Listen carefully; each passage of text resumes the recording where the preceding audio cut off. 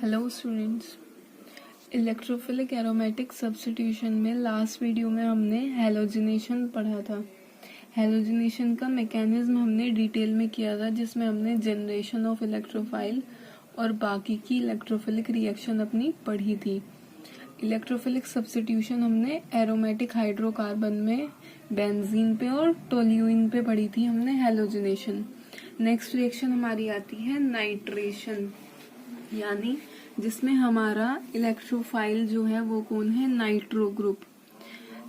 अब हम पढ़ते हैं नाइट्रेशन ऑफ बेंजीन, यानी बेंजीन का नाइट्रीकरण। Benzene reacts with nitric acid in presence of sulfuric acid to form nitrobenzene. Benzene react करता है नाइट्रिक एसिड से सल्फ्यूरिक एसिड की प्रेजेंस में नाइट्रोबेंजीन बनाने के लिए, यानी नाइट्रिक एसिड और सल्फ्यूरिक एसिड दोनों का मिक्सचर यहाँ पे हमारा नाइट्रेटिंग एजेंट का काम करता है। नाइट्रेटिंग एजेंट हमारा वो मिक्सचर होता है या वो कंपाउंड होता है जो नाइट्रेशन कराता है। बेंजीन का रिएक्शन हमने कंसंट्रेटेड HNO3, इसको ऐसे भी लिख सकते हो, NO2 इधर दिखा दिया, OH इधर दिखा दिया। कंसंट्रेटेड HNO3 से कंसंट्रेटेड H2SO4 की प्रेजेंस में 60 डिग्री सेल्सियस पे जब हम कराते हैं तो हमारा वाटर तो एलिमिनेट हो जाता है। OH यहाँ से निकलेगा, H आयन यहाँ से निकलेगा, वो H2O बना। बाकी का मैकेनिज्म आगे डिटेल में देखेंगे। वाटर एलिमिनेट हुआ और प्रोडक्ट हमारा बना नाइट्रोबेंजीन, यानी इलेक्ट्रोफिलिक सब्स्टिट्यूशन रिएक्शन हुई, जिसमें नाइट्रो ग्रुप ने बेंजीन के एक हाइड्रोजन को रिप्लेस करा दिया। अब हम मैकेनिज्म देखते हैं अपनी रिएक्शन का। पहला स्टेप है हमारा generation of the electrophile nitronium ion by the protonation of concentrated nitric acid by sulphuric acid. Nitronium ion यहाँ हमारा इलेक्ट्रोफाइल है। सभी रिएक्शन में सबसे पहला स्टेप हमारा यही होगा, जनरेशन ऑफ इलेक्ट्रोफाइल। ये हमारा नाइट्रिक एसिड है, ये हमारा H2SO4 है, यानी सल्फ्यूरिक एसिड। दोनों के बीच में जब रिएक्शन हुई, यानी जो भी हमारा नाइट्रेटिंग एजेंट है उनके बीच में जब रिएक्शन हुई, तो ये जो नाइट्रिक एसिड का ये जो OH प्रेजेंट है, ये प्रोटोनेटेड हो जाता है, यानी H2SO4 में से एक H आयन आके ये अपना लोन पेयर दे देगा उसको, और ये प्रोटोनेटेड नाइट्रिक एसिड हमारा बन जाएगा। Protonated nitric acid plus HSO4 negative. इस प्रोटोनेटेड नाइट्रिक एसिड में से जब हम वाटर का एलिमिनेशन करा देंगे, यानी ये बॉन्ड इधर शिफ्ट हो गया, नाइट्रोजन का ये वाला बॉन्ड इधर शिफ्ट हो गया, यानी बॉन्ड के इलेक्ट्रॉन H2O पॉजिटिव पे चले गए। ये हमें पता है ऑक्सीजन पे पॉजिटिव चार्ज अनस्टेबल होता है। जब भी कभी ऐसा कुछ मिले, यानी H2O और O पे प्लस चार्ज है, तो वो उसमें से वाटर का रिमूवल हम करा देते हैं। ऐसे ही हमने यहाँ पानी का वाटर का रिमूवल कराया, H2O निकला, तो N पे क्या चार्ज आएगा, positive. H2O plus NO2 positive. यही हमारा नाइट्रोनियम आयन है, यही हमारा इस रिएक्शन में इलेक्ट्रोफाइल है। तो हमने जनरेशन ऑफ इलेक्ट्रोफाइल कर लिया। ओवरऑल रिएक्शन इलेक्ट्रोफाइल बनने की आप देख सकते हैं, HNO3 प्लस H2SO4, यानी नाइट्रेटिंग एजेंट का जब हमने रिएक्शन कराई तो हमें क्या मिला, nitronium ion, HSO4 negative and water, ये हमें मिले। सेकंड स्टेप में क्या होगा, ये इलेक्ट्रोफाइल हमारा अटैक करेगा बेंजीन रिंग पर। अब देखते हैं अपना सेकंड स्टेप, आगे रिएक्शन में क्या होता है। फॉर्मेशन ऑफ सिग्मा कॉम्प्लेक्स और स्टेबल रेजोनेंस हाइब्रिड, यानी सिग्मा कॉम्प्लेक्स का बनना। सिग्मा कॉम्प्लेक्स कैसे बनता है, जब हमारे बेंजीन का एक बॉन्ड, कोई भी एक बॉन्ड, यानी पाई बॉन्ड जो है, पाई सिस्टम जो है, उसका एक बॉन्ड इलेक्ट्रोफाइल के साथ बॉन्ड बना ले और बाकी में डीलोकलाइजेशन ऑफ पॉजिटिव चार्ज होता रहे। तो जब बेंजीन के पाई सिस्टम में से किसी एक बाई बॉन्ड ने नाइट्रोनियम आयन के साथ बॉन्ड बनाया, तो हमें ये मिलेगा। ये यहाँ पे डीलोकलाइजेशन नहीं होगा, ये गलत है, ये यहाँ तक आएगा, बस यहाँ पे नहीं आएगा, क्योंकि यहाँ वाले पाई बॉन्ड ने तो बॉन्ड बना लिया NO2 के साथ, तो वहां पे डीलोकलाइजेशन नहीं होगा। ये सिग्मा कॉम्प्लेक्स बना। जिस कार्बन पे NO2 जुड़ा उस पे हाइड्रोजन प्रेजेंट है, सभी कार्बन पे हाइड्रोजन प्रेजेंट है। ये बाकी सब जगह डीलोकलाइजेशन हुआ हमारा पॉजिटिव चार्ज का। लास्ट स्टेप हमारा आता है elimination of proton from the sigma complex, यानी सिग्मा कॉम्प्लेक्स में से प्रोटॉन का निकलना। शुरू में जब हमने नाइट्रोनियम आयन का जनरेशन कराया था इलेक्ट्रोफाइल का, तो हमारे पास HSO4 नेगेटिव था। अब हमारे पास ये सिग्मा कॉम्प्लेक्स है। सिग्मा कॉम्प्लेक्स में से अगर ये H आयन की फॉर्म में निकले, यानी H पॉजिटिव इधर से निकले, बॉन्ड के इलेक्ट्रॉन वापस जाएं बेंजीन रिंग को एरोमेटिक बनाने के लिए, क्योंकि जो सिस्टम एरोमेटिक था वो एरोमेटिक नहीं रहता सिग्मा कॉम्प्लेक्स बनने के बाद, तो वो बॉन्ड बनाएंगे, NO2 एज इट इज रहेगा और ये H पॉजिटिव और ये HSO4 नेगेटिव वापस से क्या बना लेंगे, H2SO4। यानी कि जो कैटेलिस्ट हमारा यूज हुआ है वो एज इट इज हमें रिएक्शन के एंड में मिल गया और नाइट्रोबेंजीन हमारा प्रोडक्ट बन गया। ये था नाइट्रेशन ऑफ बेंजीन का mechanism. At higher temperature and on prolonged treatment with nitrating mixture, यानी अगर टेम्परेचर बढ़ा दिया जाए या नाइट्रेटिंग मिक्सचर से लंबे समय तक रिएक्शन करा दी जाए तो हमें di and tri nitrobenzene can be obtained. तो हमें सिंगल सब्स्टिट्यूटेड प्रोडक्ट की जगह डाई और ट्राई सब्स्टिट्यूटेड प्रोडक्ट भी मिल जाते हैं, यानी कि डाई नाइट्रोबेंजीन और ट्राई नाइट्रोबेंजीन भी मिलता है। The incoming nitro group occupies the meta position relative to the previous one and the mechanism is the same as mentioned above। यानी कि जब बेंजीन पे एक नाइट्रो ग्रुप लग गया तो जो दूसरा आने वाला नाइट्रो ग्रुप है पहले वाले नाइट्रो ग्रुप के कंपैरिजन में मेटा पोजीशन पे जाएगा। यानी अगर सपोज करो ये हमारा बेंजीन रिंग है, यहाँ NO2 जुड़ा है, तो इसकी मेटा पोजीशन ये होगी और ये होगी, ये ऑर्थो मेटा पैरा। तो यानी अगर फर्दर नाइट्रेशन हम कराते हैं हाई टेम्परेचर पे या नाइट्रेशन कराते रहे आगे, तो जो अगला नाइट्रो ग्रुप आएगा वो इसके कंपैरिजन में मेटा पोजीशन पे आएगा। तो ये था हमारा नाइट्रेशन का। अब हम बात करते हैं नाइट्रेशन ऑफ टोल्यूइन की। Toluene when treated with concentrated nitric acid and sulfuric acid gives ortho and para nitrotoluene। अब अभी हमने देखा जब बेंजीन से कराते हैं तो मेटा पोजीशन पे जाता है। यहाँ अगर हमने टोल्यूइन लिया है यानी नाइट्रोबेंजीन का फर्दर कराएं तो मेटा पे जाएगा, लेकिन अगर टोल्यूइन का कराते हैं तो ऑर्थो और पैरा पोजीशन पे हमारा नाइट्रो ग्रुप जाता है। वही नाइट्रेटिंग एजेंट है, यानी कि nitric acid and sulphuric acid same nitrating agent है। CH3 प्लस आई इफेक्ट दिखाने वाला ग्रुप है, यानी इलेक्ट्रॉन डोनेटिंग ग्रुप है। इलेक्ट्रॉन डोनेटिंग ग्रुप रिंग को एक्टिवेट कराते हैं, तो ये ऑर्थो और पैरा पोजीशन पे नेगेटिव चार्ज बढ़ाएंगे। नेगेटिव चार्ज बढ़ाएंगे तो नाइट्रोनियम आयन हमारा यानी इलेक्ट्रोफाइल वहीं अटैक करेगा जहां इलेक्ट्रॉन डेंसिटी ज्यादा होगी, तो वो ऑर्थो और पैरा पोजीशन पे अटैक करेगा। ये हमारा टोल्यूइन, ये nitric acid H2SO4 30 degree Celsius पे रिएक्शन कराई। टेम्परेचर चेक कर लेना आप एक बार अपनी बुक में। वही प्रोसीजर होगा नाइट्रोनियम आयन बनने का, सब मैकेनिज्म यही है। अब ये हमारा बन गया ortho nitrotoluene and para nitrotoluene plus H2O water. Mechanism देख लेते हैं रिएक्शन की। The mechanism of the reaction is the same as for benzene। Reaction की मैकेनिज्म सेम है जैसी बेंजीन में हमने पढ़ी है। However, the electrophile is attached to electron rich position ortho and para।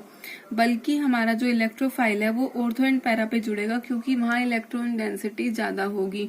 Resonance आपने पढ़ा है, उसमें आपने पढ़ा होगा जब इलेक्ट्रॉन डोनेटिंग ग्रुप आते हैं तो ऑर्थो और पैरा पोजीशन पे इलेक्ट्रॉन डेंसिटी बढ़ जाती है, तो इलेक्ट्रोफाइल वहीं अटैक करेगा।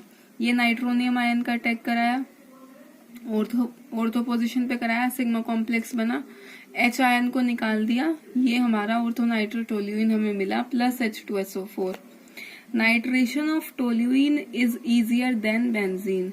टोल्यूइन का नाइट्रेशन बेंजीन से आसान है क्योंकि CH3 is an electron releasing group. ये जो CH3 है हमारा इलेक्ट्रॉन रिलीजिंग ग्रुप है जो रिंग सिस्टम को इलेक्ट्रॉन रिच बनाता है, रिंग को एक्टिवेट करता है और रिएक्शन आसानी से हो जाती है। इसलिए टोल्यूइन बेंजीन से ज्यादा जल्दी, ज्यादा अच्छे से या ज्यादा आसानी से नाइट्रेशन रिएक्शन देता है। अब हमारा देख लेते हैं आगे। 2,4,6 ट्राई नाइट्रोटोल्यूइन यानी TNT पहले भी पढ़ चुके हो, जो एक एक्सप्लोजिव है, can be obtained by further nitration of toluene in presence of fuming HNO3। TNT हमें मिल सकता है टोल्यूइन का फर्दर नाइट्रेशन कराने पे। किस नाइट्रेटिंग एजेंट यहाँ हमारा क्या है, फ्यूमिंग HNO3 यानी फ्यूमिंग नाइट्रिक एसिड। ये ऑर्थोनाइट्रोटोल्यूइन ले लो या पैरानाइट्रोटोल्यूइन ले लो। फ्यूमिंग HNO3 से 300 डिग्री सेल्सियस पे रिएक्शन कराई हमने, तो यहाँ पे अगर ऑर्थो लिया तो पैरा पे चला जाएगा, पैरा था तो ऑर्थो पे चला जाएगा। तो ये 2,4 डाइनाइट्रोटोल्यूइन हमारा बन गया। उसकी फर्दर नाइट्रेशन कराई तो 2,4,6 ट्राई नाइट्रोटोल्यूइन यानी TNT हमें एज अ प्रोडक्ट मिल गया। नाइट्रेशन हमारा कंप्लीट होता है। नेक्स्ट हमारा आता है सल्फोनेशन, यानी जब सल्फोनिक ग्रुप ऐड हो हमारे बेंजीन रिंग पे। सल्फोनेशन ऑफ बेंजीन, बेंजीन में be sulphonated by treating it with concentrated sulphuric acid और फ्यूमिंग सल्फ्यूरिक एसिड। बेंजीन का सल्फोनेशन हम करा सकते हैं बेंजीन की रिएक्शन कंसंट्रेटेड सल्फ्यूरिक एसिड से करा के, या फिर फ्यूमिंग सल्फ्यूरिक एसिड जिसका फॉर्मूला है H2SO4.SO3। ये हमारा बेंजीन है। फ्यूमिंग सल्फ्यूरिक एसिड से हमने इसकी रिएक्शन कराई। टेम्परेचर है हमारा 25 degree Celsius to 30 degree Celsius. Water remove हो गया हमारा यानी OH, और बेंजीन से गया होगा H, तो H2O निकला, बचा क्या, SO3H। ये प्रोडक्ट मिल गया benzene sulphonic acid. At higher temperature 2 और 3 सल्फोनिक ग्रुप यानी 2 या 3, ज्यादा टेम्परेचर पे 2 या 3 SO3H ग्रुप हम लगा सकते हैं बेंजीन रिंग पर।